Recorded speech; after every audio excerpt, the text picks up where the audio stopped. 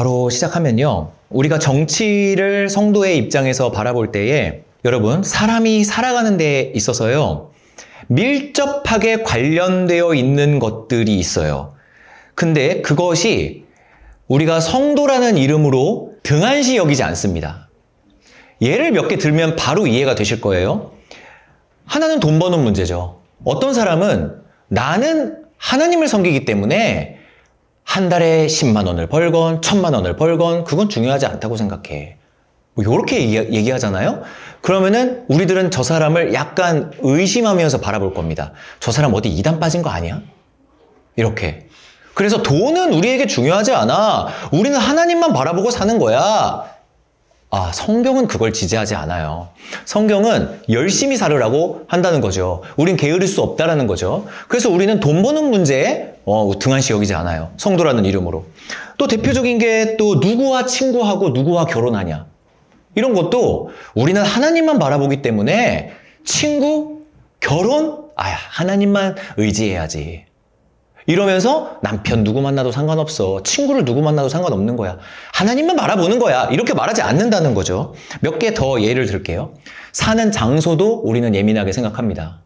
그쵸? 우리 주변에 모텔이나 술집이 즐비하게 널려 있다면 우리는 아마 그곳으로 이사 가기 싫어할 겁니다. 그런데 누군가가 하나님만 믿고 섬기면 되는 거지. 내 주변에 똥통이 있건 모텔이 있건 그게 무슨 상관이야. 이렇게 얘기하지 않는다는 거고. 또 직업을 어떤 걸 갖느냐. 이것도 굉장히 중요한 문제죠. 하나님만 잘 섬기면 되는 거지. 술집 장사하는 게 뭐 어때? 담배 피는 게 어때? 하나님만 잘 섬기면 되는 거야. 이렇게 얘기하면 우리들은 뭐 저런 외골수가 다 있어. 좀 이상한 고집쟁이네. 어디 이단에 속해 있는 거 아니야? 이렇게 당연히 생각할 겁니다. 사람이 살아가기 위해 밀접하게 관련되어 있는 것들을 우리는 기독교인이라고 해서 등한시 여기지 않는다. 자, 그럼 왜일까요? 왜 밀접하게 관련되어 있는 것들을 우리는 중요한 주제로 다루는 걸까요? 바로 목적은 하나예요. 내가 하나님을 평화롭고 고요하고 정말 하나님께 예배를 잘 드릴 수 있는지를 보려고 하는 거죠. 내가 하나님께 예배드리고 성경 읽고 하나님을 묵상하는 데 있어서 이 직업이 방해되진 않을까? 이 가난이 방해되진 않을까? 반대로 이 부요함이 방해되진 않을까? 이 사는 장소가 방해되진 않을까? 전부 다 성도의 초점은요. 내가 하나님께 예배드리고 하나님과 교제하는 데 있어서 방해되진 않을까? 그것 때문에 직업, 배우자, 돈 버는 거 이런 것들이 우리에게 중요한 문제거리가 된다는 겁니다. 그런데요. 여러분 주객 전도라는 말 아시죠? 배보다 배꼽이 더 커지는 상황. 그게 주객이 전도되잖아요? 그럼 우리들은 저 사람을 만나고 싶어 하지 않아요. 정말 싫어요. 저 사람과 대화하기가. 예를 들어서요. 돈 버는 거 중요하죠. 왜냐하면 성경에서는요. 나를 부요하게도 마시고 가난하게도 마소서. 왜냐하면 내가 가난하면 하나님 원망할까 봐 두렵고 내가 부자가 되면 내가 교만하여져서 하나님을 찾지 않을까 봐 두렵습니다. 그래서 나를 하나님께 예배드리는 데에 있어서 적절한 부를 허락하여 달라고 기도를 한단 말이죠. 그런데 성경은 말이야. 돈 버는 것에 우리가 등한시 여기지 말라고 하셨어. 그러니까 재테크를 어떻게 해야 되냐 하면 말이야. 하면서 만날 때마다 주식 얘기, 저축 얘기, 부동산 얘기만 해. 어떤 한 성도가 있다고 한번 생각해 보세요. 만날 때마다 그 돈만 얘기하는 거예요. 너 요즘 얼마 벌어? 보너스 얼마 받았어? 맨날 만나면 그 얘기만 하는 거예요. 돈. 요번에는 강남 어디가 땅이 오를 거래. 요번에는 강북 어디가 그 땅값이 오를 거래. 집값이 여기가 발전할 거래. 그럼 우리들은 그분한테 뭐라고 말하죠? 그만 좀 하세요라고 하죠. 그만 좀 하세요. 돈 버는 거 중요한데 그만 좀 하세요. 라고 얘기할 겁니다. 너무 과하다면 말이에요. 또 우리가 나이가 들면은 또 건강이 또 엄청 이슈가 됩니다. 만나면은 건강 얘기만 하잖아요. 어떤 음식이 좋다, 어떤 운동이 좋다 하면서 만나면은 예배를 어떻게 드리고 하나님을 어떻게 내가 섬기고 있고 이런 얘기는 하나도 안 해. 그냥 요즘 어디가 아프다, 허리에 뭐가 좋더라, 머리에 뭐가 좋더라, 건강 얘기만 해. 그럼 또 아까 돈 얘기만 하는 사람, 직업 얘기만 하는 사람, 이런 것처럼 우리는 거부감이 든단 말입니다. 왜 중요해? 그럼 안 중요해? 그러니까 왜 중요해? 아니 그럼 안 중요하냐고. 아니 그러니까 중요한데 왜 중요하냐고. 말을 못하죠. 그런데 그럼 너는 왜 중요한지 말해봐. 이제 말할 수 있죠? 평안하고 올바르게 하나님께 예배드릴 수 있기 위해서 중요한 거야. 그래서 나의 집, 나의 돈, 나의 모든 환경들 다 하나님을 올바로 섬기기 위한 배경들이기 때문에 중요한 거지, 그것 자체가 목적이 돼서는 주객전도, 배보다 배꼽이 더 커지는 상황이 된다는 거죠. 자, 제가 정치관 얘기를 하기 전에 이 말씀 왜 드리는지 이제 좀 눈치채셨죠? 정치는 만날 때마다 얘기하는 사람들이 주변에 있을 겁니다. 이 사람만 만나면 맨날 누구 얘기만 해. 뭐 윤석열 얘기만 하고 이재명 얘기만 하고 무슨 뭐 홍준표 얘기만 하고, 만나기만 하면은 뭐 보수 정권이니 진보 정권이니 맨날 그 얘기만 해. 근데 그게 뭐가 다르냔 말이에요. 돈 얘기만 하는 사람이랑 맨날 돈 거리는 사람이랑 뭐가 다르냔 말이죠. 돈은 우리가 하나님을 올바르게 섬기는데 굉장히 중요합니다. 그거 부정하다면은 직업을 왜 갖겠어요? 정치도 굉장히 중요하죠. 우리가 하나님을 섬기는 데 있어서 올바른 운동장을 만들어주는 것이 정치니까 중요합니다. 근데 제 오늘 강의의 전부는 그거예요. 주객이 전도되어서는 안 된다요. 주객이 전도되어서는 안 된다. 하나님 얘기는 쏙 빠지고 돈 얘기만 한다. 하나님 얘기는 쏙 빠지고 정치 얘기만 한다. 그리고 그 정치가 왜 중요한지를 말해보라고 했더니 하나님을 올바로 섬기기 위해서 중요하다라고 말을 안 하고 그냥 나라가 이 모양 이 꼴인데 라고 해버리면은 그거는 주객이 전도된 거예요. 여러분, 이거는 정도, 그러니까 레벨, 그 정도를 찾는 것이 불가능합니다. 왠지 아세요? 돈이라고 하면 예를 들어볼게요. 1000만 원을 벌어야 부자인가요? 500만 원을 벌어야 부자인가요? 너무 상대적이에요. 누군가는 500만 원만 벌면 소원이 없겠다라고 하고 누군가는 1000만 원 벌어서 나는 그지가 됐다고 얘기를 한다니까요. 그럼 정치적인 얘기를 얼마나 알고 있고 얼마나 말해야 이게 정도껏인 건가요? 그거 상대적인 거라고요. 그거는 정치적인 얘기를 엄청 많이 알아. 그래야 이게 성도로서 올바른 정치관이래. 아니래. 조금만 알아도 관심만 가지면 된대. 이 모든 것들이 다 정도의 차이. 이건 너무 상대적이라는 것입니다. 제가 그 양을 설정해 드리기가 어렵다는 거예요. 아, 그래도 요즘 세상 돌아가는 정도, 요 정도는 알아야지 라고 하시는 분이 이 중에 계실 거고, 아니야, 그래도 중요한 것만 알면 돼 라고 하는 개 중에 어떤 분이 계실 거예요. 저는 그 정도를 딱 정한 다음에 이 정도는 아셔야 됩니다 라고 말하면 제가 주제가 넘는 거예요. 제가 이거는 마치 그래도 한 달에 700만 원은 벌어야 잘 먹고 잘 사는 겁니다 라고 제가 정도 정해주는 거랑 똑같다는 거라니까요. 그럼 여기에서 어떤 분은 700이면 너무 부자인데? 또 누군가는 700이면 금방 쓰지. 해외여행도 못 가는 돈인데. 이게 얼마나 상대적이냔 말이에요. 그래서 저는 지금 이 강의하는 입장에서 이 정도를 정해드리는 것이 이거는 너무 외람된 것이다. 그럼 결국 제가 드릴 수 있는 정답은 정치는 그 차원이다. 내가 예배드리는 데에 있어서 중요한 요소들 가운데의 한 가지다. 돈, 직업, 결혼 이런 것처럼. 그런데 제발 주객이 전도되면 안 된다. 왜 내가 정치에 관심을 갖고 내가 왜 재테크에 관심을 갖는지, 왜가 중요한 것이에요. 왜를 모르잖아요? 그럼 잡아먹히는 거예요. 이거를 눈멀 맹자를 써서 눈먼 사람, 맹목적이다라고 표현을 하는 거죠. 맹목적이게 정치를 추종하고 맹목적이게 돈을 추구하고 이런 것은 절대 안 된다라는 것은 제가 단호하게 말씀드릴 수 있다는 것입니다. 그렇다면요, 보수 정치와 진보 정치 이렇게 두 가지로 갈리지 않습니까? 그 부분에 관련된 배경 지식들과 가치관 자체를 팩트, 그러니까 저는 오늘 정도를 말씀드리는 게 좀 조심스럽다고 말씀을 드리는 거고요. 사실들을 제가 오늘 성도님들에게 개념을 좀 알려드리는 그런 시간이 됐으면 좋겠다. 이게 오늘 강의의 좀 더 포인트예요. 이해를 해야 되거든요. 사람들을. 어떻게 될지 모르겠습니다. 2주에 걸쳐서 하게 될지. 아무튼 최대한 빨리 해보도록 하겠습니다. 전 오늘 강의를 두 갈식으로 말씀드린 겁니다. 절대 주객이 전도되어서는 안 돼요. 우리가 생각해야 될 건 하나님과의 올바른 관계와 예배, 그겁니다. 돈 버는 데에 환장한 사람 보면은 정말 상종도 하고 싶지 않아요. 어떻게 저 사람은 돈밖에 모를까? 너무 속물적이죠. 그런데 그것과 비슷한 느낌을 받는다는 거죠. 정치 이런 얘기를 할 때마다 왜 예배에는 관심이 없고, 삶에서의 예배요, 왜 하나님과의 교제에는 관심이 없고, 왜 맨날 정치 얘기만 하는가? 우상이 돼버린 거잖아요. 정치가 우상 숭배가 돼버렸어요.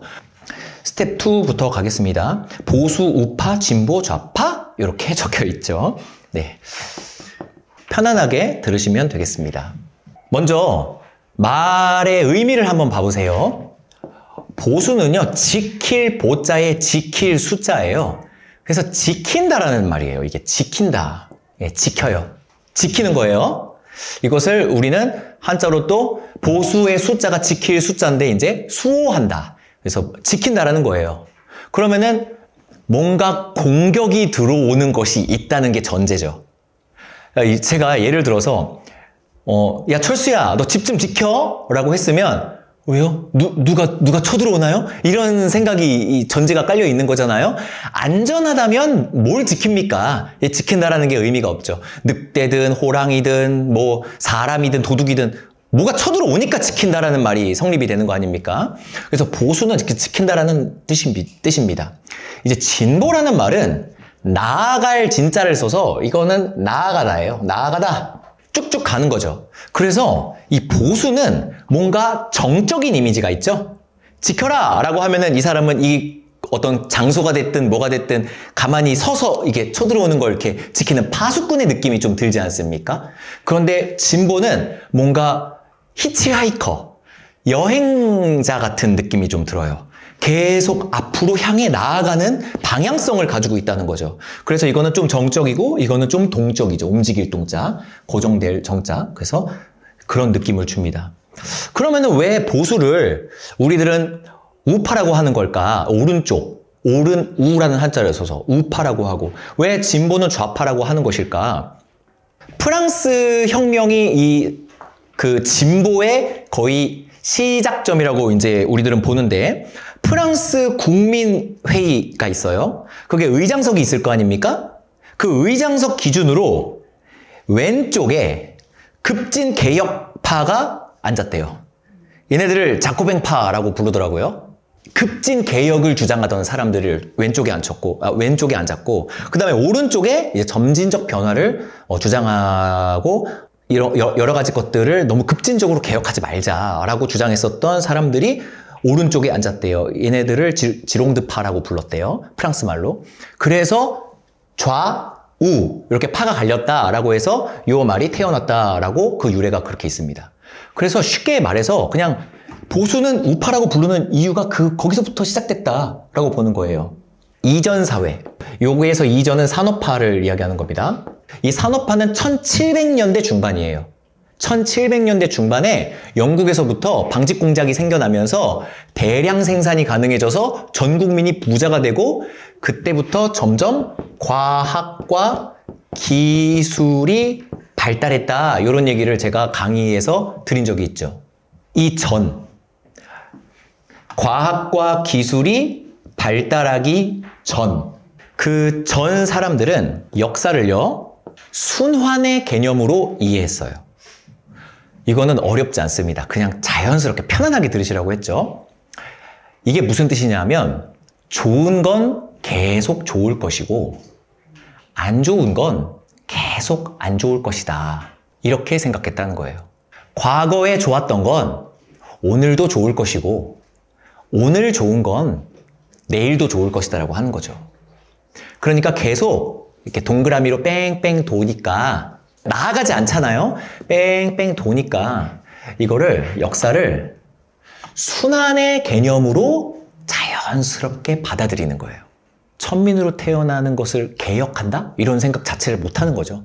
그냥 계속 예전에도 좋았던 게 앞으로도 좋고, 예전에 나빴던 건 앞으로도 나쁠 것이다 하는 순환의 개념으로 이 세상을 이제 바라볼 수밖에 없었죠. 그러다가 산업혁명.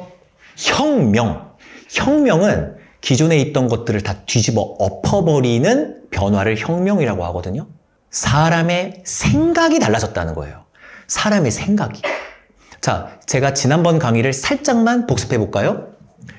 기술의 발달이 아주 그것을 바라보는 중요한 포인트인데, 아주 좋은 예시인데요. 기술이 발달하잖아요? 그럼 공장이 생겼어요. 그러면은 옛날에는 신발을 내 손으로 만들었는데, 그래서 하루에 한 켤레밖에 못 만들었는데, 이제는 구두 공장을 만들 수 있는 뭐가 발달했다? 기술이 발달했다. 그래서 하루에 100켤레를 만들 수가 있게 된 거예요. 이 기계는 잠도 안 자. 밥도 안 먹어. 그래서 100켤레를 만드니까 한 켤레에 10,000원씩 팔았는데 이제는 100만 원을 벌 수가 있게 된 거죠. 엄청난 부자가 생겨나는 거예요. 그럼 이제 기술이 발달하면 뭐가 자연스럽게 발달한다고 말씀드렸었죠? 과학이에요. 왜냐하면요, 과학은 실험하고 관찰하는 거가 과학의 방법인데, 실험하고 관찰을 하려면 도구가 필요하단 말입니다. 근데 옛날엔 눈으로 관찰했어요. 고작 해야 돋보기. 그런데 기술이 발달해서 현미경, 작은 것을 볼 수 있는 안경이 나온 거죠. 그랬더니 내 피를 들여다봤더니 뭐가 꿈틀거려. 예전에 안 보이던 게 보여지게 되는 거죠. 기술이 발달해서 당연히 의학이 발달하고, 또 기술이 발달하니까 자연을 정복하게 된다는 거죠. 예전에 대표적인 예로 다이너마이트를 예로 들었습니다. 저 산에 있다라는 건 하나님께서 내 앞에서 나에게 저기를 넘어가지 말라는 신의 뜻이다, 막 이렇게 생각하고, 만약에 내 아들이 아파 그러면은 하나님께서 내가 효도를 하지 않아가지고 벌을 주신 거다, 막 이렇게 생각하고 여러 가지로 다 신적으로 해석을 했다는 거죠.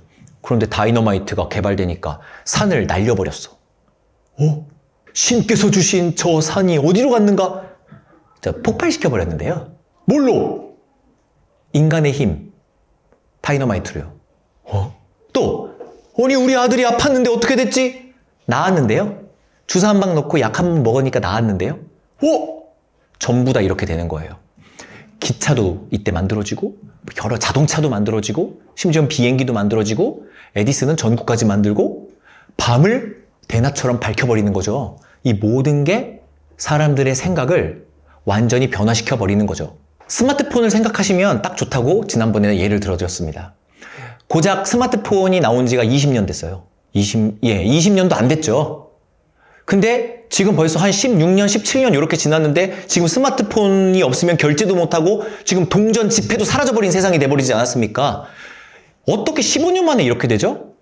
그런데 이때 당시는요, 스마트폰 하나만으로도 우리가 어마어마한 혁명을 지금 보고 있는데, 세계 곳곳이 이 스마트폰 같은 게 다 널려 있는 거예요.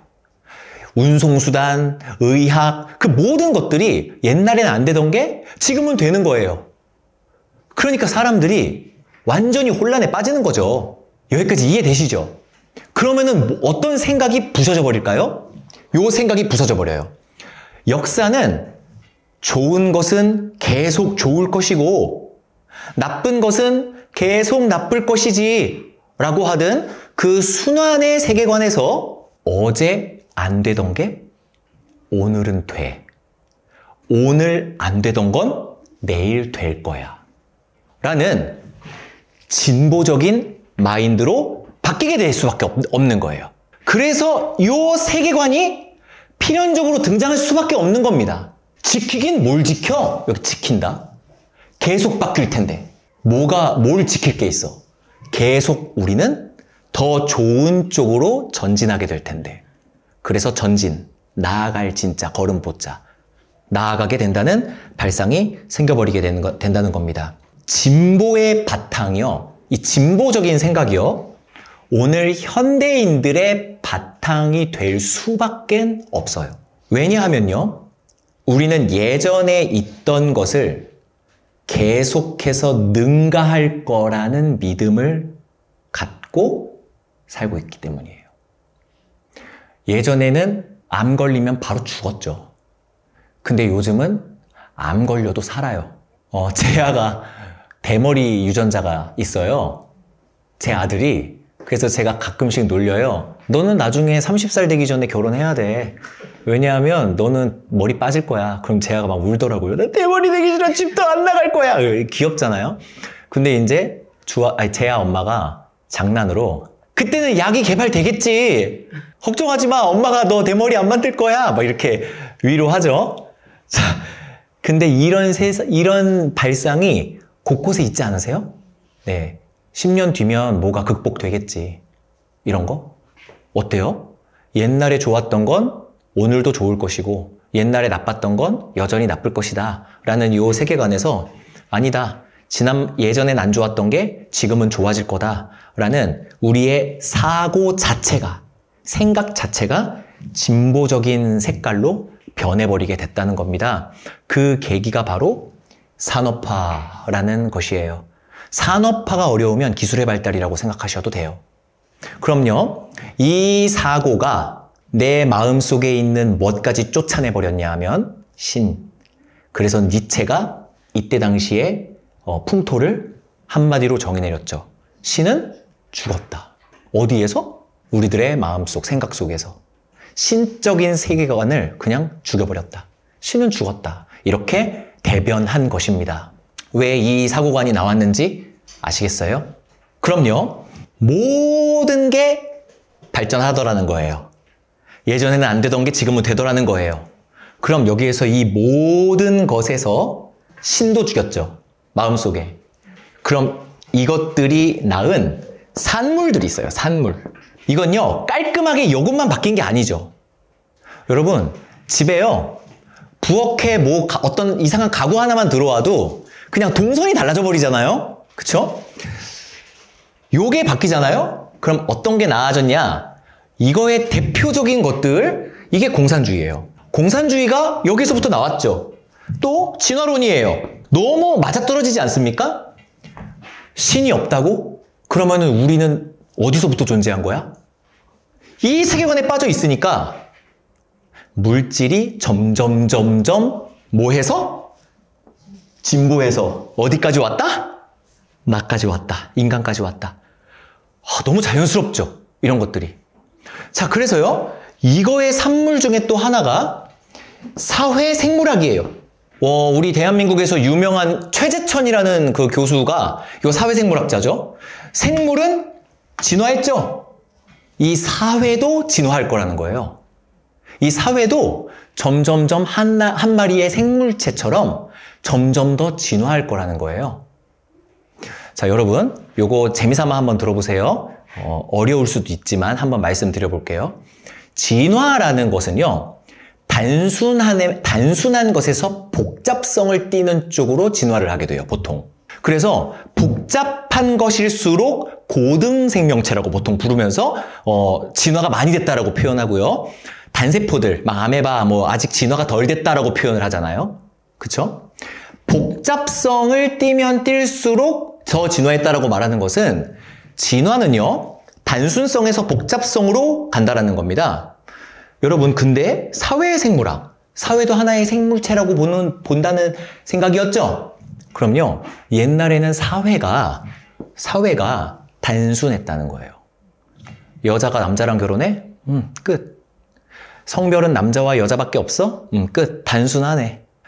사람의 행복은 어디에 있어? 사랑? 단순하네. 부모님께 효도해야 돼? 단순하네. 자, 사회가 굉장히 심플했죠? 그런데요, 진화하는 세계관, 이 진보적인 색깔에서는요, 사회는 복잡해지는 게 당연한 거예요. 젠더가 40여 개가 된다고 막 이러죠. 그 다음에 어떤 환경에 따라서 이렇게 될 수도 있고 저렇게 될 수도 있고 이렇게 될 수도 있고 이렇게 될 수도 있는 거야. 사람은 남자도 있고 여자도 있고, 남자였다가 여자인 사람도 있고, 낮에는 여자, 밤에는 남자인 사람도 있고, 남자를 좋아하는 여자도 있고, 여자를 좋아하는 여자도 있고, 다양한 거야.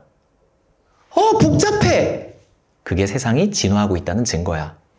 당연한 거야. 아주 복잡한 세상이 돼버려요? 근데 그것을 별로 싫어하지 않습니다. 당연한 거라고 생각해요. 세상이 복잡해지는 건 진화하고 있다는 뜻이니까. 이런 세계관도 이해가 되실 겁니다. 이제 이 사람들이 주장하는 것들이. 그래서요, 우리들은 태어나자마자 이런 것을 교육받고 이런 세상에서 살아남기 위해서 많은 공부를 또 해요. 대화도 하고. 그러다 보면요, 자연스러운 진보주의를 품게 돼요. 세상 자체가 그렇게 보여지고 있기 때문에. 절대 고정된 것이 있다라고 말하는 게 사실 마음속에 별로 그렇게 와닿지가 않는다는 거죠. 이게 약간 뭐랑 비슷하냐면요, 복음을 우리가 전할 때 복음을 너무 좋은 말이네요 하고 받아들이는 게 기적인가요? 거부하는 게 기적인가요? 받아들이는 게 기적이잖아요. 복음은 받아들이는 게 정말 기적 같은 일 아닙니까? 진보적인 색깔을 우리가 얘기할 때 너무 자연스럽게 받아들일 수 있는 거죠. 내가 태어나서부터 지금까지 진보적인 세상에서 살고 있으니까. 계속 발전하고 있는 스마트폰, 발전하고 있는 자동차, 발전하고 있는 과학 기술들을 우리가 목격하면서 살아가고 있으니까 이 진보적인 것을 전달하기에는 너무 자연스럽다는 겁니다. 오히려 보수적인 것을 아직 말씀드리진 않았는데 보수적인 것을 얘기하면은 약간의 거부감이 들어요.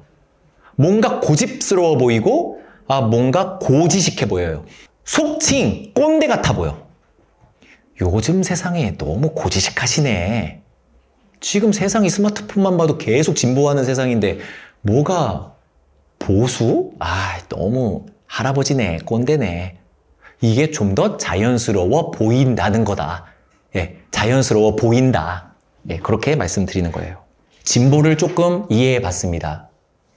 보수에 대해서 좀 알려드리면요. 영국에 에드먼드 버크라는 아저씨가 있었어요. 프랑스 혁명에서 너무 급진적이고 너무 추상적인 변화를 추구했어요. 이 프랑스 혁명 때. 그때 그것을 비판합니다. 그 에드먼드 버크라는 그 아저씨가. 정치 철학자 그분께서 기존의 관습, 전통, 습관들 이런 것들을 파괴한다라고 비판을 해요. 급진적 변화는 이런 것들을 전부 다 파괴하려고 합니다. 라고 비판을 한다는 거예요. 그런데 왜 이것을 지키자라고 주장을 했었냐 하면은 이거는 오랜 시간 동안 우리가 검증하고 많은 시행착오를 겪으면서 진짜 몇 천 년 동안 결론이 난 것들이다 라고 주장을 하는 거예요. 우리가 이거 한 번 해봤어? 이거 한 가지만 해봤어? 이것도 해보고 저것도 해보고 이것도 해보고 역사 가운데에서 다 있어 왔잖아. 동성애? 오늘날의 문제야? 2000년, 3000년 전에도 있었잖아. 심지어는 수간, 짐승 숫자를 써서 짐승과의 성관계. 수간도 있었잖아. 일부 다처제? 옛날엔 더 심했잖아. 우리는 시행착오를 겪어왔어. 우리의 지혜는 누구 한 명의 아이디어가 아니야. 축적된 지혜야. 부모님께 효도하는 거? 그거 누구의 아이디어야? 부모님께 효도하라고 좋은 생각이 났어! 누가 손들고 아이디어 냈어? 아니야. 우리의 축적된 지혜. 그것이 우리의 문화가 됐어. 그것을 우리는 뭐라고 하죠? 관습, 전통, 개인적이라면 습관. 이것들은 누구 한 명의 발상으로 시작된 게 아니라는 거야. 그런데 이 축적된 지혜를 지금 오늘날의 이성으로 이거를 부수자고 너무 어리석은 행동인 것 같습니다. 라고 이거를 지키자고 하는 거예요. 그래서 세대를 거쳐 축적된 전통 관습이 개인의 이성보다 더 큰 지혜를 담고 있다라고 믿어요. 급격한 변화는 혼란을 초래할 것이라고 주장을 해요. 그래서 이런 것을 뭐하자? 지키자라고 주장을 하는 겁니다. 그래서요, 이러한 질서는 대물림되어서 우리 후손들에게 전해져야 한다라고 주장을 해요. 대물림되어야 된다. 근데 이것이 왜 그러느냐? 이게 인간에게 가장 알맞은 옷이라는 거예요, 이게. 여러분, 젊은 애들이 뭔가 아이디어가 떠올랐다고 아주 기가 막힌 방법이랍시고 뭔가를 시도하잖아요? 그러면은 우리 여기 계시는 우리 다 어른분들, 나도 옛날에 저런 거 해봤는데 자, 쓰잘데기 없다라는 거 다 깨달았었던 건데, 이런 생각 드시죠? 그런 느낌이라고 보시면 돼요. 네. 지금 세상을 변화시켜 보자라고 하는 건 요렇게도 해보자, 저렇게도 해보자 라고 하지 않습니까? 그런 게 과거에 다 있어 왔고 다 실패했던 것들이다 라는 걸 보수주의자들은 얘기를 하게 되는 이유가 여기에 있는 겁니다. 그래서 1번 보수, 우파, 진보, 좌파, 이것에 대해서 약간의 유래 같은 것들을 조금 공부해 봤습니다. 조금 이해가 되시죠? 진보는 나아가자. 나아가자. 뭘 자꾸 나아가자는 거야? 이제 그런 말씀 하시면 안 되고, 어제보다 오늘이 더 나은 삶, 오늘보다 내일이 더 나은 삶을 목격했으니 모든 것이 진보하도록 우리가 꿈꾸고 있게 됐구나. 이제 그럴듯하죠? 그럼 보수는 뭔데? 에드먼드 버크라는 아저씨가 이런 관습은 우리들의 축적된 지혜이기 때문에 이것은 대물림되어야 된다. 우리는 이미 다 시행착오가 끝났다. 라고 주장하는 것이다. 그럼 보수도 지킨다. 예. 진보는 나아가자. 예, 이렇게 되는 거다. 여러분요. 네, 2번에 기독교와 보수주의 정치의 교집합이라고 적혀 있죠. 그럼요. 보수주의 정치하고 기독교는 어쩔 수 없는 교집합이 생길 수밖에 없어요.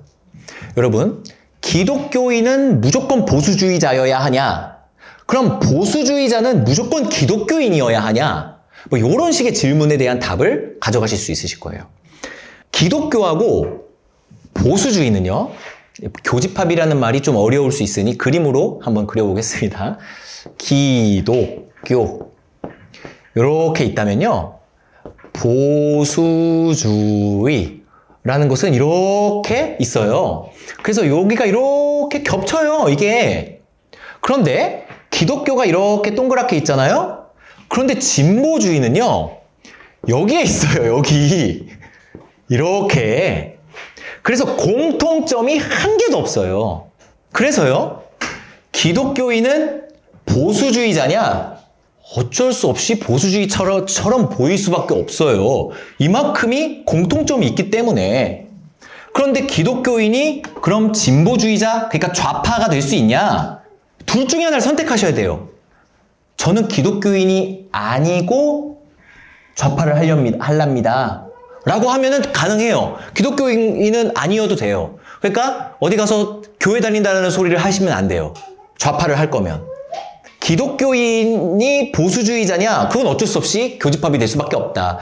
그럼 이해시켜 드려 볼게요. 어디가 교집합인지.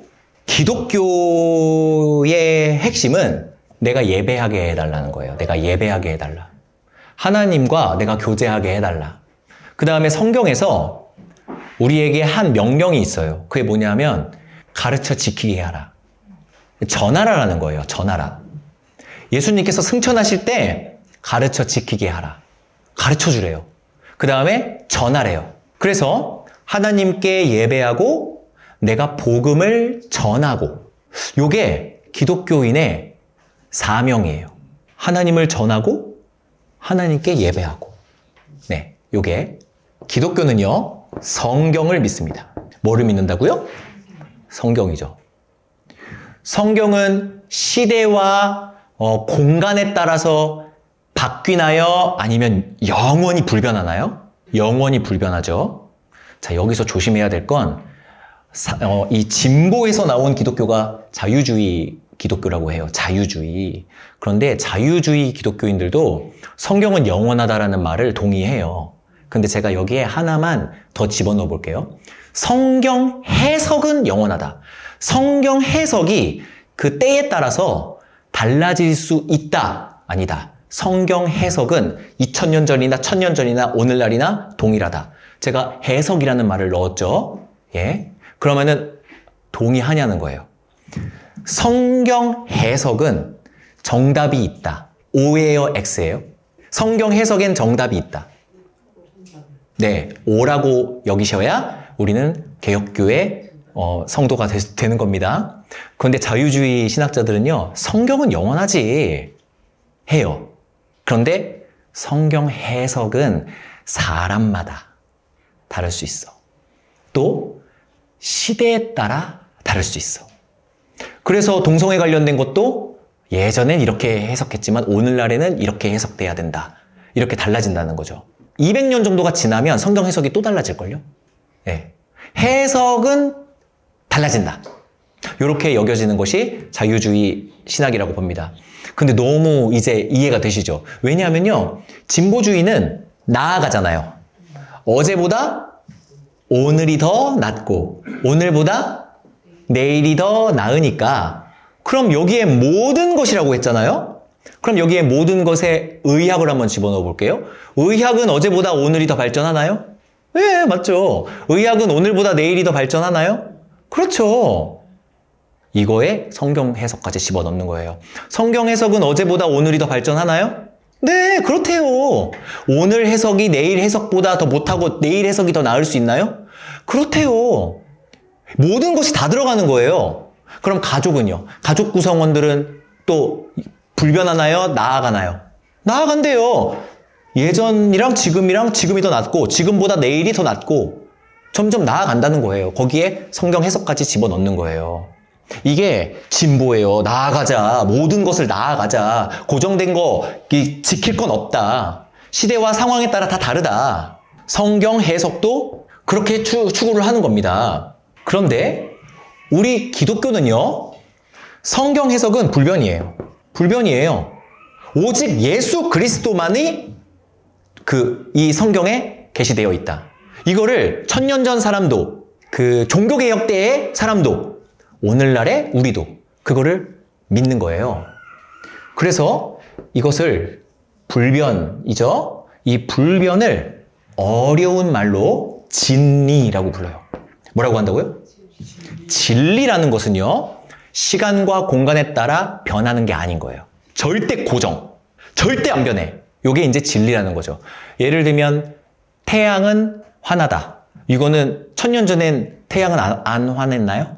아니죠. 화냈죠. 이거는 우리가 진리라고 수납합니다. 그런데 이 사람들은 진리가 아니에요. 왜냐하면 태양은 이제는 꺼지고 있거든요. 뭐 그런 거 있잖아요. 예. 요런 게 이제 진리. 절대 불변. 그럼요. 성경을 진리라고 믿는 것은 보수주의에서만 가능합니다. 변하지 않아. 이건 무조건 변하지 않는 진리야. 그런데 이 사람들은요, 세상에 진리가 어딨어.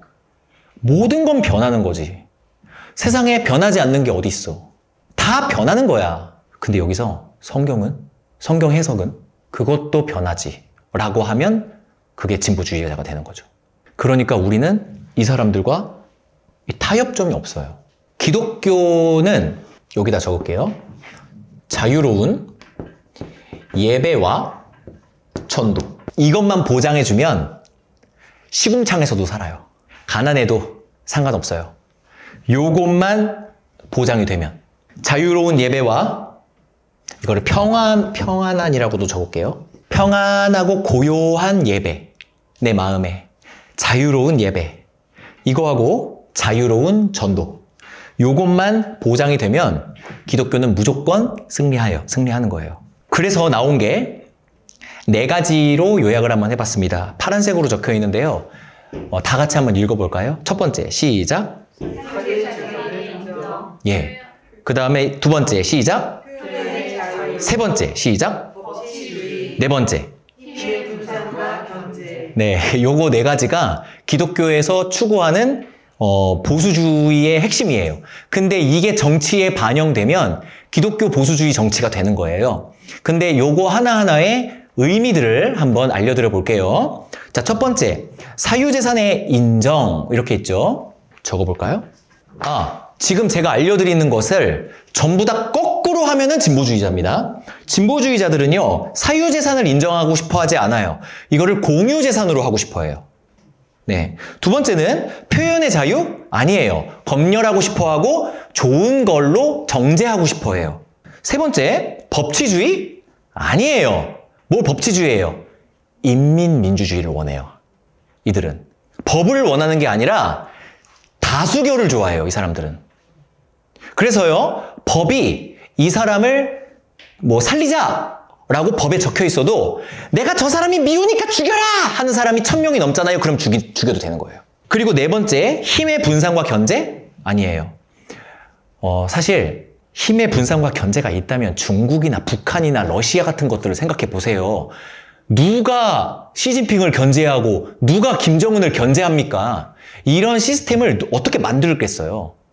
견제할 수가 없죠.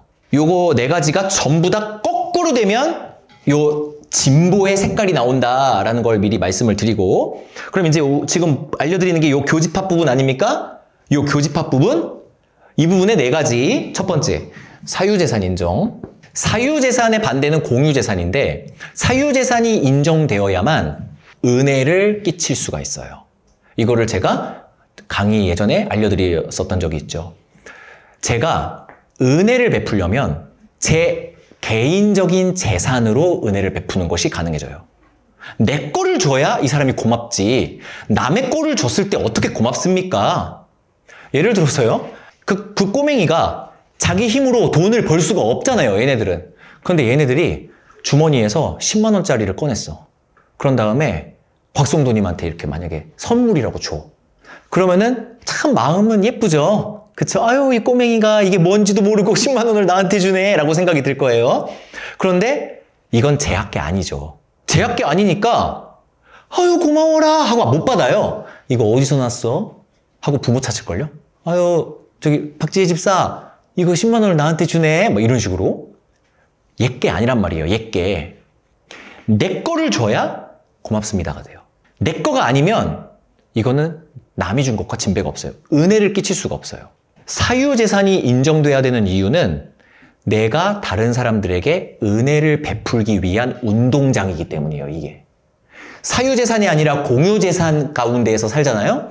우리들은 이웃에게 은혜를 끼칠 여지가 없어져 버려요. 왜냐하면 내가 갖고 있는 걸 저 사람도 갖고 있고 저 사람이 갖고 있는 걸 나도 갖고 있는 세상이 꿈에 그리는 공산주의이기 때문에 내 거를 저 사람한테 준다. 그래서 내가 너를 위해 희생을 한다? 이런 개념 자체가 없어져 버리는 거예요. 그래서 사랑을 끼치고 은혜를 끼치려면 사유재산이라는 것이 인정되어야만 나는 1000만 원 벌고 너는 100만 원 벌어. 그래서 내 1000만 원 중에 200만 원을 기부하고 싶어. 그러면 고맙습니다. 이게 되는데 공유재산. 얘도 10만 원 받고 나도 10만 원 받아. 모두가 10만 원을 받아. 여기서 무슨 은혜가 있나요? 빠르게 넘어가는 겁니다. 표현의 자유. 이거는 우리 바로 연결되죠? 표현의 자유가 없다면 전도를 할 수가 없어요. 기독교인이. 기독교인은 전도를 해야 되는데 표현의 자유가 없다면 전도할 수 없죠. 그래서 신앙을 지키는 운동장 첫 번째 사유재산, 두 번째 표현의 자유, 이 세 번째가 이제 법치주의인데요. 이 법치주의는 종교개혁 정신에서 나왔는데 종교개혁의 캐치프라이즈 중에 오직 성경이라는 것이 있습니다. 이 법치주의하고 힘의 분산과 견제가 약간 연결이 되는데 여기에서의 전제는 인간은 답이 없는 죄인으로 태어난다라는 전제예요. 인간에겐 희망이 없다는 거예요. 그냥 인간은 죄다 악하고 인간은 그냥 개인만 추구하는 나쁜 놈으로 태어난다는 거예요. 이거 성경적이죠? 이거 인정하시죠? 우리에게 착하고 좋은 점이 뭐가 있습니까? 우리가 살인을 저지르지 않을 환경을 하나님께서 조성해 주셨을 뿐이지 만약에 나의 부모가 술주정뱅이였고 만약에 나의 부모가 사이코패스였다면 저는 조두순이 될 수도 있었을걸요? 환경을 하나님께서 은혜롭게 조성해 주셨을 뿐이지 저는 얼마든지 죄를 저지를 수 있는 극악무도한 인간이란 말입니다. 그렇기 때문에 사람을 믿지 않고 인격이 아닌 법을 기준으로 삼아서 결정하자는 거예요. 그게 종교개혁 정신에서 저기 신부 말 듣지 말자. 심지어는 교황의 말도 듣지 말자. 우리의 모든 권위는 어디로부터 나온다? 성경으로부터 나온다. 예, 성경으로부터. 교황이 뭐라고 그래도 성경이 아니라고 하면 그건 아닌 거야. 이게 얼마나 멋진 민주주의의 법치주의로 진화래. 좀 언어가 나쁘지 않은 건데 얼마나 멋지게 이게 성장을 하냐 하면요. 제가 이거를 적어놨습니다. 종교개혁 사상 중 요거 있잖아요. 요거 한번 다 같이 한번 읽어볼까요? 시작. 사상 중 성경의 절대성이 독재나 다수의 힘을 규제할 수 있는 정당성을 제공함. 너무 멋있어요, 이게. 다수를 이길 수 있는 힘을 준다는 거예요, 이게. 여기에 1000명이 있는데 999명이 다 동그라미래. 근데 나 혼자 X입니다! 라고 말할 수 있는 이유가 성경이 그렇다라고 얘기하면 이길 수 있다라는 거예요. 밑에 줄도 한번 읽어볼게요. 시작. 보통 시민일지라도 언제든지 성경의 가르침에 기초를 두고 다수가 잘못되었다고 당당히 말할 수 있다. 그래서 성경의 가르침을 실행하는 한도 내에서 사람들은 다수 표결의 독재나 한 개인이나 집단의 독재를 규제할 수 있다. 오직 성경, 여기에서 우리는 한 명이 다수를 이길 수 있는 힘이 발생된다는 거예요. 어떻게 다수결을 이깁니까? 어떻게 다수결을 이겨요? 999명이 아니라 99,999명이 다 동그라미를 들었는데 어떻게 여기에서 제가 새끼손가락을 하나 들어서 이들이 다 잘못됐다라고 말할 수 있는 그 담대함이 어떻게 나와요? 그거를 누가 지지한다? 성경이 지지한다면 그 한 명이 99,999명을 이긴다는 거예요. 이거를 정치로 그대로 가져오잖아요? 이게 법치주의예요. 다수결이 아무리 뭐라고 해도 법이 이게 아니다라고 하면 그냥 가는 거예요. 법. 이 법치주의는 그럼 어디서 나온 거야? 예, 기독교에서 왔어요. 그리고 이 인간은 뭘로 태어난다? 악당으로 태어난다. 예? 완전히 지밖에 모르는 악인으로 태어난다. 이게 성경적이죠? 그래서 개혁교회 이후에 장로교회에서 힘을 분산합니다. 장로를 보세요. 목사가 대장이 아니에요. 장로교회의 특징은. 장로가 대장인데 그 장로가 여럿으로 선출을 합니다. 그래서 서로를 견제하고 힘을 분배시켜요. 이게 장로교회 교리예요, 이게. 그래서 목사가 교회 이사하고 싶어도 장로들의 동의를 얻어야 되고 한 장로가 이 교회를 뒤집어 엎고 싶어도 다른 장로들의 견제를 받게 되는 거예요. 이거를 그대로 힘의 분산과 견제를 통한 삼권 분립이 민주주의에서 가지고 오게 되는 겁니다. 왜 그러느냐? 인간은 지밖에 모르니까. 답이 없으니까. 그래서요, 우리 민주주의 국가에서는 견제받지 않는 세력을 우리는 손가락질합니다. 너 왜 견제 안 받아? 너 왜 감사 안 받아? 이렇게. 이 모든 게 기독교 보수주의라고 볼 수가 있는 거죠. 이 모든 게 전부 다 뭐로 귀결된다? 자유롭고 평안한 예배 드리게 해주세요. 전도 자유롭게 해주세요. 이게 없으면 우리는 이걸 못하니까. 이게 없으면. 그래서요, 우리는요, 이것들을 지키려고 해요. 기독교는. 이것도 적어야겠다. 힘, 분배. 이것들을 지키려고 하는 거예요. 근데 맹목적이면 안 됩니다. 왜 지키려고 하죠? 자유롭고 평안한 예배 드리게 해주세요. 자유롭게 전도하게 해주세요. 이거를 위해서 이것들을 지키려고 하는 거죠. 그럼 이것들을 지키는 가운데에서 요 교집합이 발생된다라는 거예요. 요게. 그래서 기독교는 보수주의자밖에 될 수 없어요. 왜냐하면 이 진리를 지켜야 되기 때문에. 이거를 지키지 않고 이거는 못하니까. 북한, 중국, 맨날 우리 대표 기도할 때 지하교회에서 홀래 숨어서 예배드리는 그런 사람들 불쌍히 여겨주시고 그들에게 뭐를 달라? 자유를 달라라고 하지 않습니까? 이게 없으면 보수주의가 지키지 않으면 우린 이걸 못하니까 이거 지키려고 이게 될 수밖에 없는 거죠. 이거 지키려고. 근데 아까도 말씀드렸다시피 요 사상은 이걸 다 뒤집어 엎어요. 사유재산? 네 혼자만 부자 되고 싶지. 공유재산으로 바꾸자. 다 빼서. 뭔가 말이 좀 거친데? 복지라는 이름으로 바꾸자. 네, 요것도 한번 읽어볼까요? 두 번째 찍 요거 있죠? 종교개혁의 관점 중 요거요. 시작. 종교개혁의 관점 중 인간의 절대 타락 개념이 정치의 견제와 균형이란 제도를 탄생시켰다. 이제 차이점 보겠습니다. 우리는요, 기독교인은 보수주의죠. 보수주의일 수밖에 없어요. 왜냐하면 보수가 무슨 뜻이다? 지키자. 그럼 우리는 뭘 지켜야 되니까? 이것과 이거. 이게 절대 진리니까. 이거 지켜야죠. 그런데 완벽하게 보수 정치와 완벽하게 일치하진 않습니다. 이 차이점이 있어요. 그게 뭐냐 하면 요거 뭐라고 적혀 있냐면요.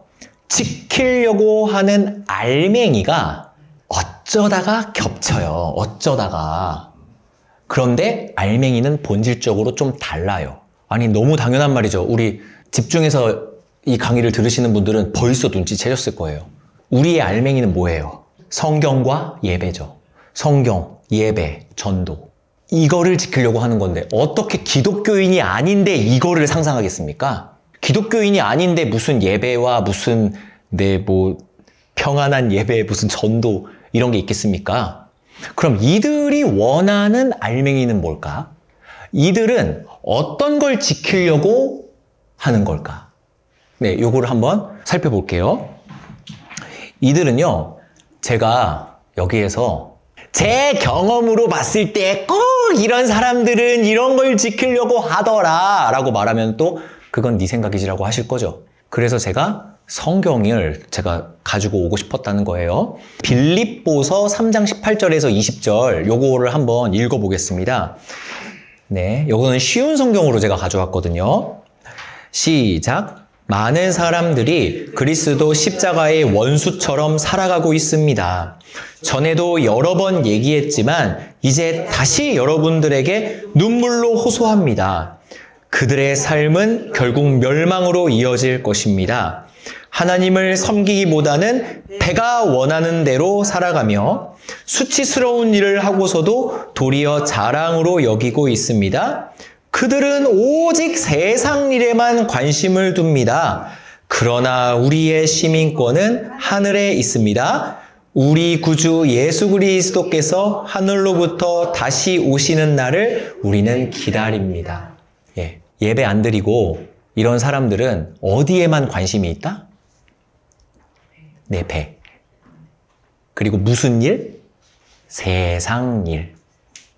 그럼 이거를 그대로 이들은 뭐를 지키고 싶어 한다? 내 배를 지키고 싶어 한다. 세상 것을 지키고 싶어 하는 거예요. 근데 이건요, 종류가 매우 다양해요. 예를 몇 개만 들어볼게요. 이거는 사람마다 다 달라요.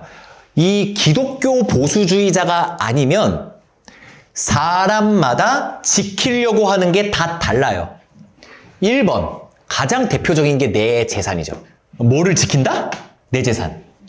보통 빼앗기면 아까울 법할 정도로 부자인 사람들은 보수주의자가 됩니다. 자연스럽게.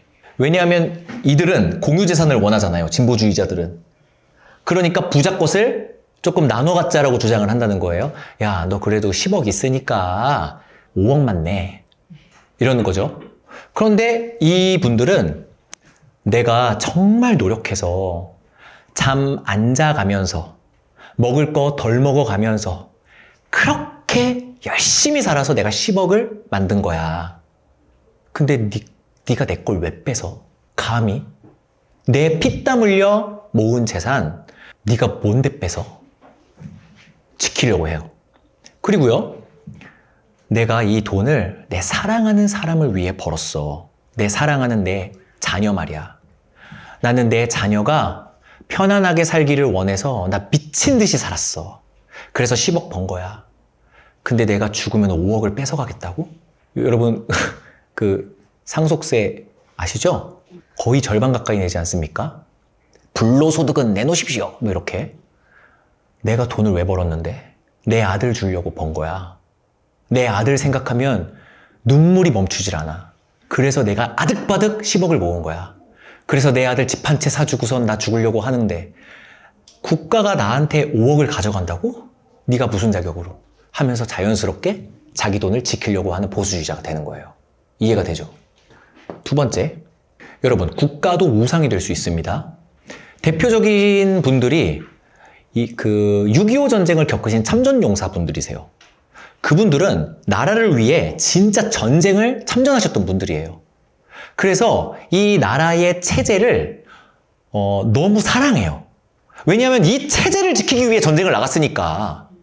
공산주의와 싸운 거 아닙니까? 이 참전 용사들이. 지금 현충원에 누워 계신 분들이 공산주의와 싸우다가 돌아가신 분들이에요. 그런데 공산주의가 되겠다고? 미치는 거죠. 제2의 전쟁인 거예요. 그래서 나라를 위해서 나가는 거죠. 너무 일리가 있죠? 북한 될 뻔했다, 우리나라.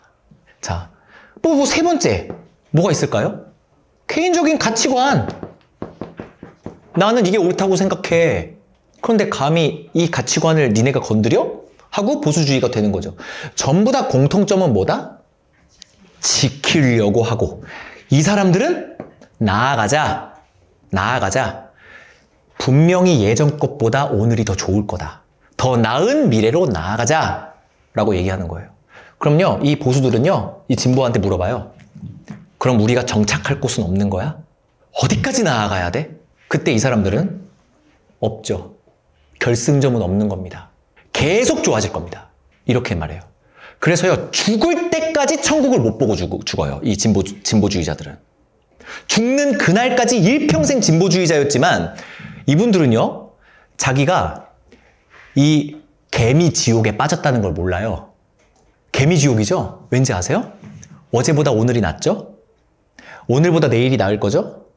그럼 내일과 비교해서 오늘은 안 좋은 거잖아요? 그럼 내일이 됐어요? 그럼 내일도 그 내일이 있을 거 아니에요? 그럼 또 오늘이 빌어먹으리죠? 그럼 내일이 더 나아질 거죠? 그럼 또 내일로 갔어요? 그럼 또 내일이 또 더 좋을 거죠? 그럼 또 오늘이 지옥이에요? 그럼 또 내일로 가잖아요? 그럼 또 내일이... 그럼 언제 끝나요? 완성은 언제 되는 거예요? 완성은 없습니다. 계속 가는 겁니다. 그러니까 진보주의자들은 마음에 평안이 없죠. 그래서 이분들은 맨날 싸우는 거예요. 왜 싸우죠? 오늘의 내가 보수가 된 거니까. 무한 사이클. 되게 무서운 말 아닙니까? 진보주의자가요, 나 이제 그만할래. 지금이면 될 것 같아. 보수가 돼버린 거예요, 그 사람은. 나아가야지. 왜 앉아있어? 보수가 됐어.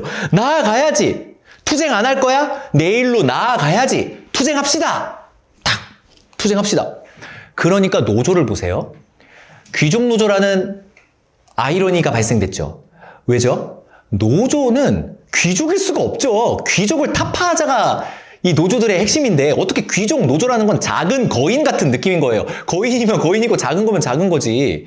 그런데 귀족 노조? 이들은 연봉을 1억을 넘게 받는다고 하더라고요. 그런데 노동조합에서 노조를 하고 있어요.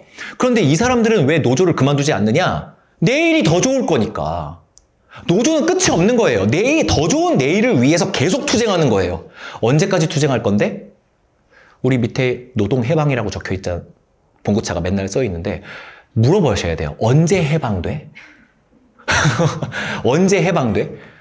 아니에요. 오늘보단 내일이 해방이에요. 내일보단 내일 모레가 해방이고. 끝이 없는 거예요. 이게 나아가자라는 거예요. 그래서 히치하이커라고 하는 거예요. 목적지가 없이 계속 여행 다니는 거라고요. 너무나 가인 같다는 느낌 안 드세요? 이게 인사이트가 오지 않으세요? 가인이 아벨을 죽인 다음에 하나님께 어떤 저주를 받았죠? 너는 일평생 뭐 할 거다? 유리방황하게 될 거다. 정처 없이. 계속 떠돌이 삶을 살게 될 거다. 그래서요, 저는 오늘날의 세상을 바라보면서 하나님의 계시가 이렇게 이루어지고 있구나라는 생각이 들어요. 정말 성경적으로 흘러가고 있구나라고 해서 이상하지도 않아요. 그냥 배만 숭배하는 사람들이에요. 그래서 심지어는 강대상에서 목사님은 기독교인이 이거를 추종한다면 지옥 백성이거나 무지하거나 둘 중에 하나다. 너무 극단적인 표현이죠. 그 정도로 이들은 가인의 사상이에요. 이것도. 계속 떠돌자. 더 나은 내일을 향해서. 그러면은 완전히 알맹이가 다르다.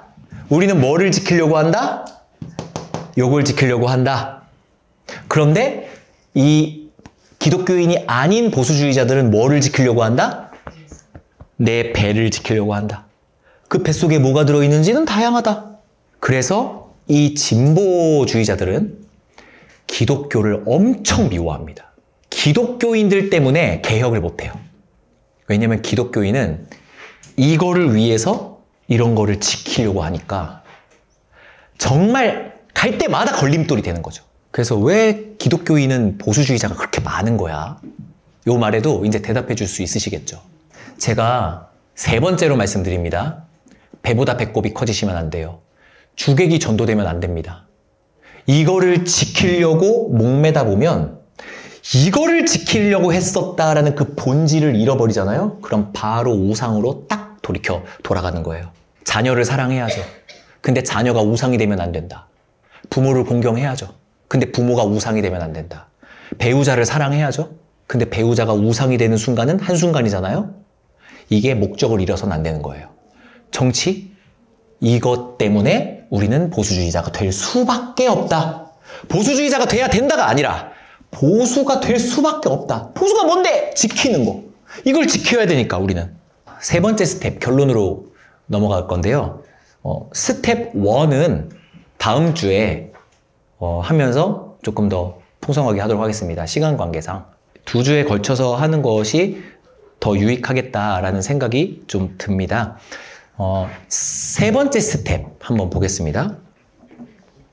1번, 초대교회 때 로마에게 극심한 박해를 받았던 이유, 그리고 이것을 변호했었던 교부들과 기독교 변증가들, 이렇게 적혀 있죠. 여러분, 초대교회, 지금으로부터 2000년 전, 그때 로마라는 그 나라가 기독교인들을 엄청 죽였어요. 그것도 약 300년 동안. 아니, 일제강점기가 35년 동안 그렇게 했는데도 진짜 힘들었는데 어떻게 300여 년 동안 박해를 할 수 있었을까요? 사자 밥으로도 던져줬고요. 그 다음에 길 가다 보면은 인간은 불에 잘 타잖아요. 기름으로 되어 있어서. 그래서 인간을 그 횃불처럼 이렇게 매달아 놓고 불에 이렇게 태워가지고 밤을 밝히기도 하고 그랬어요. 엄청 박해가 심했습니다. 근데 왜 로마는 되게 아름다운 국가였다고 되게 칭찬을 많이 하거든요? 근데 왜 로마는 기독교를 그렇게 싫어했을까? 그게 뭐냐면요. 기독교인은 우리의 왕이 예수님이래. 우리의 주인은 하나님 예수 그리스도래. 그러면 이 기독교인이 아니었던 이 로마 입장에서는 오해를 해요. 우리의 왕은 카이사르. 우리 로마의 황제신데 너네는 왕이 따로 있다는 것이냐? 너네는 사회 전복을 꿈꾸고 있구나. 너희들은 반란을 꿈꾸고 있구나. 라고 해서 잡아들이는 거예요. 그러니까 반국가 세력이라고 오해를 하는 거죠. 반국가 세력. 아니, 뭔 왕이 자꾸 예수래. 그것도 심지어 죽었어, 그 예수는. 뭐 하는 거야? 그래서요, 그렇게 잡아들였습니다. 그런데 이 교부들이 뭐를 주장했냐면, 우리는 이것만 할 수 있으면 됩니다. 우리의 왕은 예수님이지만 우리의 나라는 이 세상에 있지 않습니다. 이거를 그렇게 설득하고 다녔어요. 우리는 사회 전복을 꿈꾸지 않습니다. 제발 요거 하게 해주세요. 요것만 하게 해주시면 우리는 로마 같은 거 뭐 나라를 전복시킬 생각이 없습니다. 요것만 하게 해주세요. 너네 왕은 카이사르가 아닌 것이냐? 우리의 나라는 하늘에 있습니다. 이 세상에 있는 게 아닙니다. 이거를 설득하고 다녔습니다. 여러분, 제가 이거를 왜 실어놨냐면요. 제발 주객이 전도되지 않았으면 좋겠다는 마음이에요. 여러분, 왜 정치가 재산, 직업, 배우자 이런 것처럼 내가 평화롭게 예배드리는 가운데에 있어서 아주 중요한 개념 중에 하나일 뿐이다 라고 말씀드렸잖아요, 아까. 그런데 왜 이렇게 싸우는 걸까요, 정치는? 사람이 만나면. 여러분, 돈 가지고 싸우지 않아요. 내가 왜 투자라는 곳에 왜 투자 안 했어? 너 바보 멍청이야? 이렇게 다투지 않아요. 그냥 추천하고 그냥 얘가 투자 안 해서 거지가 되고 난 부자가 됐잖아요? 그럼 그냥 개인적으로 끝나는 거예요. 또 얘가 만약에 나쁜 친구를 사겨. 그러면은 막 벌떼처럼 데모하고 막 그러나요? 일진과 사귀지 말자! 일진과 사귀지 말자! 막 이러나요?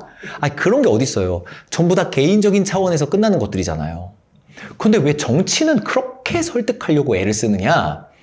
정치는 집단성을 가지고 있기 때문인 거예요. 집단성. 왜냐면요. 정치 참여는 투표로 이루어지기 때문인데 투표는 내가 한 표를 낸다고 해서 장땡이 아니잖아요. 만약에 여기 정치인이 한 명 나왔고 여기 정치인이 한 명 나왔어.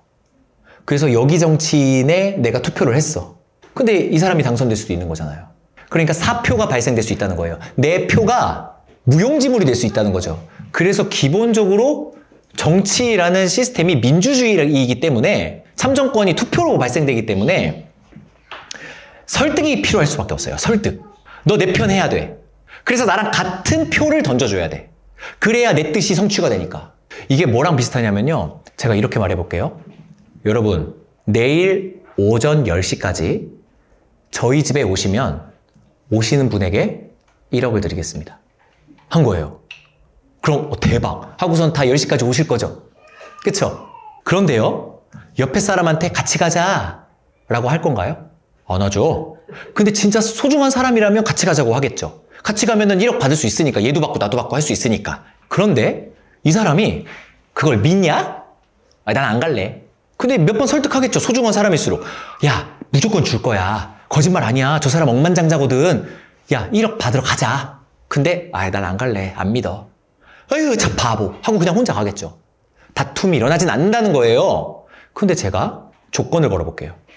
내일 오전 10시까지 저희 집에 오시는 분에게는 한 분도 빠짐없이 1억을 드리겠습니다. 대신 조건이 있습니다. 10명을 데려오세요.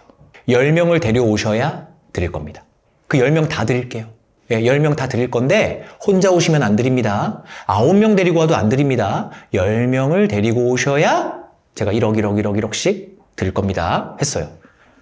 자, 조건이 달라졌죠? 그럼 옆 사람한테 야, 1억 준대. 가자. 이 사람이 안 믿는데. 나 안 믿어. 안 믿어. 너 나가. 싸우죠, 그때부터. 머리끄댕이 잡죠. 가자니까! 왜? 얘가 안 가면 어떻게 되죠? 내가 못 받으니까. 이게 집단성이죠, 이게. 네. 그러면서 막 논리적으로 설득도 합니다. 왜 받을 수밖에 없는지 알아? 그걸 준다는 저 사람이 통장에 예를 들어서 5조가 있어, 5조가. 근데 이 사람이 죽기 전에 돈을 뿌리고 싶어 해.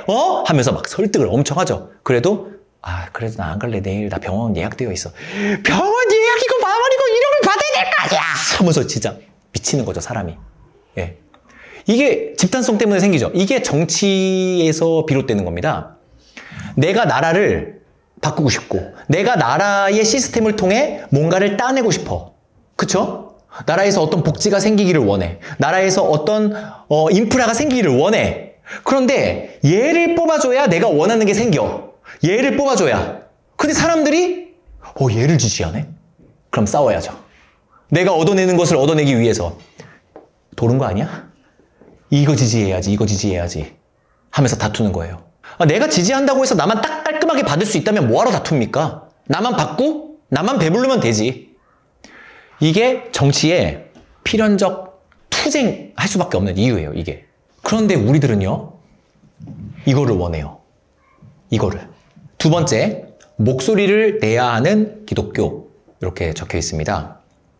한번 읽어볼까요? 첫 번째 따옴표. 시작. 평화롭게 예배하고 자유롭게 전도하게 해주세요. 예. 네, 두 번째. 좋습니다. 시작. 복음을 전할 자유와 옳고 그름을 말할 기준만 있다면 승리함. 이게 되게 멋있는 말인데요. 복음을 전할 자유. 이게 사유재산, 내가 은혜를 끼칠 자유. 이것도 결국엔 복음 전도를 위해서죠. 하나님께 받은 사랑을 다른 이웃들에게 나눠주려면 내 것이어야 돼요. 하나님께 받은 은혜가 내 것이어야 그걸 나눠줄 수가 있죠. 내 것, 사유. 사사로울 사자에 가질 유자. 내 것이어야만 되죠. 은혜를 끼치고 또 표현의 자유, 전도할 수 있는 것.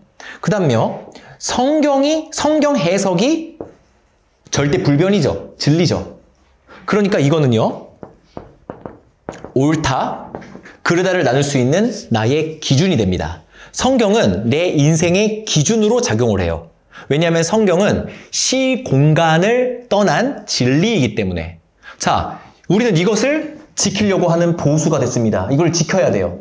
그럼요, 내 자녀가 어떻게 살아. 그럼 그때 성경이라는 기준으로 아들로마, 그렇게 살면 안 된다 라고 말할 수가 있는 표현의 자유와 옳고 그름의 기준이 생기는 거죠. 저기요, 선생님, 학생들을 그렇게 가르치시면 안 됩니다 라고 옳고 그름을 얘기하는 거죠. 그 다음에 정치인들아, 그렇게 정치하면 안 된다 라고 얘기하는 거고, 모든 분야에서 교육, 양육, 그 다음에 정치, 경제, 모든 것이 된다, 안 된다. 기준은 뭐가 있으니까? 성경이라는 기준이 있으니까. 이거를 우리들은 추구하는 기독교 보수주의자입니다. 그런데요, 우리가 이것만 할 수 있다면 승리해요. 무조건 승리해요. 이승만 대통령이 우리나라를 기독교 문화로 만들고 싶어 했어요. 그래서 교회 세우는 것을 막질 않아요. 한 국가에 법과 문화가 있는데 문화는 종교가 담당합니다. 어떤 국가든지 문화는 그 나라의 종교가 담당해요. 불교 국가는요, 불교 문화가 자리 잡혀 있어요. 심지어는 식사의 예절까지도 전부 다 불교와 관련이 되어 있어요. 대표적인 예로 조선을 한번 볼까요? 조선의 종교는 유교였습니다. 유교라는 종교의 신은 조상이에요. 조상이 곧 유교의 신이죠. 그러니까 우리 문화를 보세요. 전부 다 복 받는다, 복 나간다 하는 모든 것들이 유교 질서와 관련이 되어 있어요. 귀신 안 들어온다와 관련이 있는 거예요. 그래서 문지방 밟고 있지 말아라. 왜죠? 귀신 들락날락 해야 되는데 네가 문지방 밟고 있으면 귀신 들락날락 못하니까. 이런 식이죠. 식사 예절도 젓가락 방아 찢지 말아라. 왜죠? 그거 제사 드릴 때, 귀신께 제사 드릴 때 3번 방아 찢죠. 탁, 탁, 탁. 그 다음에 반찬 위에 올려놓습니다. 이게 귀신 부르는 행동이라는 거예요. 문화는 종교가 담당하게 되어 있어요. 미국을 봤더니 미국이 왜 이렇게 부강한 나라가 됐을까? 기독교 국가거든요, 미국은. 그런데 이승만이 나라를, 대한민국을 만들고 그 다음에 박정희 대통령이 그거를 이어받았을 때, 여러분 이거 신기하지 않아요? 저는 좀 신기했었는데, 어떤 건물이 세워지고 어떤 땅을 사용할 때 이 허가 받는 게 되게 중요하지 않습니까? 허가 안 내주면은 아무리 좋은 거를 만들고 싶어도 그거 못 만드는 거잖아요. 그런데 교회 짓는다고 하면 다 허가를 내줬어요. 그때 당시에. 여기다 교회 만든다고 하면 그냥 다 허락해줬어. 그래서 옆에 교회가 있어도 여기에 교회 세운다고 하면 허가. 여기에 교회 짓는다고 해도 허가. 그래서요, 1980년대를, 90년대를 한번 떠올려 보세요. 밤에 이렇게 하늘 보면은 별보다 십자가가 더 많아. 그냥 옥상에서 바라보면은 죄다 새빨간 십자가들이 그냥 동네에 그냥 다 핑 두르고 있어. 교회를 왜 이렇게 많이 짓게 만들었을까? 편의점보다 더 많아, 교회가. 예, 교회 문화가, 기독교 문화, 그게 우리 대한민국의 문화를 담당하길 원했어요. 그래서 1980년대 뭐 요때쯤 시장에서 집사님 하면은 아마 아줌마들 다 돌아봐. 다 집사야. 박집사, 최집사, 오집사 다 집사야. 네. 그 정도로 너 이사 갔냐? 교회부터 나가라. 그래서 모든 문화가 교회로부터 전파가 되는 겁니다. 세상을 바꾸는 건 이제 교회가 되는 거죠. 그런데 궁금한 것이 왜 대한민국을 기독교 국가로 만들지 않았을까? 불교나 뭐 천도교나 뭐 이런 거 그냥 싹 다 못하게 만들고 그냥 기독교 국가로 아예 천명을 하면 됐을 텐데, 표현의 자유만 있다면 기독교는 승리할 거라는 것을 믿는 거예요. 왜냐하면 기독교는 인간의 본질의 정답을 가지고 있기 때문에 우리가 올바로만 전하면 사람은 거기에 감명받게 되어 있거든요. 올바로 전하면. 그래서 우리는 표현의 자유만 있으면 무조건 승리해요. 가짜와 진짜가 싸우면 누가 이깁니까? 기독교 문화, 성경적인 해석, 성경이 말하는 옳고 그름, 이대로 살면 우리는 윤택한 삶을 살 수 있어요. 왜냐하면 신께서 그거를 질서로 만드셨기 때문에. 우리는 승리하는 거예요. 그래서 이렇게 적어 놓은 겁니다. 복음을 전할 자유와 옳고 그름을 말할 기준만 있다면, 이거 성경을 얘기하는 겁니다. 우리는 승리한다. 그 다음에 세 번째, 시작. 선택한 우리나 우리 아이들은 사회와 국가의 적이 될 것임. 네. 목소리를 내야 하는 이유가 바로 요 지점인데, 여러분, 이것이 중요한데, 만약에 이들이 아니면 이것을 알맹이로 삼고 있는 보수주의자들이 감히 우리 기독교에서 추구하는 이 세 가지, 이것을 못하게 한다면 우리는 어떻게 해야 될까요? 이걸 못하게 한다면. 그래서 적어놓은 거예요. 목소리를 내야 한다. 근데 여기서 또 중요한 건 또 오해하지 마세요. 이것을 못하게 하는 사람들이 여기에만 있는 게 아니라는 거예요. 보이세요? 여기에도 있어요. 여기에도. 그렇기 때문에 우리는 좌파냐 우파냐를 보면 안 돼요. 사람을 추종하면 안 돼요. 저 사람은 보수주의 정치인이니까 지지할래. 이러면 안 돼요. 저 사람은 진보주의 정치인이니까 나는 무조건 지지 안 할래. 그건 맞아요. 왜? 교집합 자체가 없다니까요. 가능성이 없어요. 아예 사상 자체가 달라요. 예? 이거는 내 자식을 유괴한 유괴범이 내 자식을 사랑스럽게 잘 키워줄 거라는 기대하는 것보다 더 멍청한 기대입니다. 그거는. 네. 가능성이 없어요. 그런데 이런 가능성은 있다는 거예요. 바로 여기 가능성. 보수주의 정치인이지만 우리가 이거를 하게 못하게 만드는 정책을 필 수 있다는 거예요. 그래서요, 기독교인은 인간, 그러니까 정치인을 보면 안 되고 정책을 봐야 돼요. 정책. 그래서 아무리 인상이 아주 좋은 내 아들놈 닮은 정치인이 국회의원 선거 후보자로 나와도 이거를 방해하는 정책 하나를 딱 한다? 그러면은 우리는 목소리를 내야 돼요. 그런 정책 내세우지 마세요. 이렇게 해야 되는 거죠. 그래서 시민 불복종이라는 개념을 목사님께서 이번에 커뮤니티에 올리셨었어요. 그 부분을 참고하시면 좋겠습니다. 근데 그 부분이 그 정도가 어느 정도냐를 또 얘기하기에는 지금 시간 관계상 그리고 또 제 권위상 좀 그렇습니다. 조심스럽다는 거 말씀드리겠습니다. 만약에요, 요게 정치가 이거를 막아버리잖아요? 그러면은 나와 우리 아이들이 국가의 적이 돼버립니다. 오늘날도 이런 현상들이 벌어지고 있죠. 동성애를 반대하면 적이 되죠. 그래서 마지막 동그라미, 정치인 자체를 절대 바라보지 말고 정치를 판단하는 기준으로 먼저 나를 저울질하세요. 성경 구절 잠언 20장 10절부터 12절입니다. 시작. 한결같지 않은 저울추와 한결같지 않은 되는 다 여호와께서 미워하시느니라. 비록 아이라도 자기의 동작으로 자기 품행이 청결한 여부와 정직한 여부를 나타내느니라. 듣는 귀와 보는 눈은 다 여호와께서 지으신 것이니라. 자, 이게 뭔 말이냐면요, 나에게 가지고 있는 기준이 있죠. 이거는 나쁜 거고 이건 좋은 거다라고 하는 저울과 추와 돼, 요거 바구니, 그 돼, 한 대만 주세요 할 때 돼, 그게 있어요. 그런데요, 여러분, 정치는 다스릴 치라는 한자를 쓰는 다스림이에요. 자, 오늘 강의의 마무리입니다. 여러분들은요, 사실 다 정치인이에요. 집을 다스리고 계시잖아요. 또 나를 다스리고 있단 말이에요. 여기 남자분들은 한 가정을 다스리고 계시는 가장이에요. 우리가 어떤 정치인을 엄청 욕할 때가 있어요. 자다 나쁜 정치인 같으니라고 이렇게. 그 정치인을 바라보는 그 기준을 나한테 한번 들이대보세요. 나도 정치인이거든요. 내 집안 꼴은 잘 돌아갑니까? 그거를 한번 돌이켜보세요. 내가 나의 건강은 잘 다스립니까? 내가 나의 마음은 잘 다스리나요?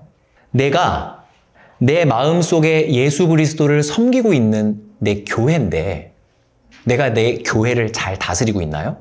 누구 정치인을 저 못된 인간 같으니라고, 저 나쁜 인간 같으니라고 어떻게 저런 기준으로 국가를 운영할 수가 있어를 어떻게 그런 기준으로 가정을 운영할 수가 있어? 어떻게 그런 기준으로 나를 운영할 수가 있어? 어떻게 저 정치인을 대는 잣대를 나한테 들이대면 나는 악마가 될 수도 있다는 거예요. 너나 잘해. 이게 성경에서 비록 아이라 할지라도 동작, 품행이 청결한지에 따라서 그 사람을 판단받는다. 그 아이를 판단한다. 여기 만약에 예언이가 지나가면 예언이의 행동과 말투를 보면서 예언이는 참 바르네. 예언이는 참 되바라졌네. 이런 식으로 판단을 하잖아요, 우리가. 그 꼬맹이일지라 하더라도. 사람의 눈과 귀가 하나님께서 지으신 거기 때문에 판단을 한단 말이에요. 바로 나는 내 가정을 잘 다스리고 있는가? 이거를 한번 생각해 보시라는 거예요. 한결같지 않은 저울추가 있을 수 있다는 거예요. 한결같아야죠. 왜 정치인을 대하는 저울추는 그렇게 가벼우면서 나를 대하는 저울추는 엄청 무거워. 그래서 엔간하면 다 용서가 돼, 나는. 그런데 저 정치인을 대할 때에는 아주 예민해. 아주 그냥 나도 내 가정을 다스리는 정치하는 사람이다. 자녀를 잘 다스리셨어요? 친구들을 잘 다스리셨어요? 마무리를 합니다. 핵심, 제가 처음부터 지금 4번째죠. 말씀드리는 건 뭐다? 정치는 우리가 뭐를 하는 데에 필요한 것이다? 성경 해석, 자유로운 예배, 평안한 예배, 자유로운 전도. 이런 것들을 위해 마련돼야 될 수많은 것들 중에 하나다. 돈이 그것을 방해하면 돈을 우리가 점검해 봐야 되고, 사는 장소가 그것을 방해한다면 장소를 이사해야죠. 내 건강이 그거를 방해한다면 운동하고 깨끗한 음식 먹어서 개혁해야죠. 배보다 배꼽이 커지면 절대 안 된다. 이것 좀 하세요. 자유로운 예배, 평안함 가운데와 고요함 가운데를 추구하셔야 돼요. 이 부분은 다음 시간에 이거를 깊이 있게 다루도록 하겠습니다. 하나님께서 원하시는 게 그거거든요. 하지만 이것을 가로막는 요 세력들이 있다면, 요 세력이나 이것을 추구하는 요 세력들이 있다면 우리는 목소리를 내야 된다. 우리는 이거 하게 해주세요! 이렇게 집단으로 더 강하게 해야 한다. 유익한 강의가 되셨기를 바랍니다. 네, 기도하고 마치도록 하겠습니다.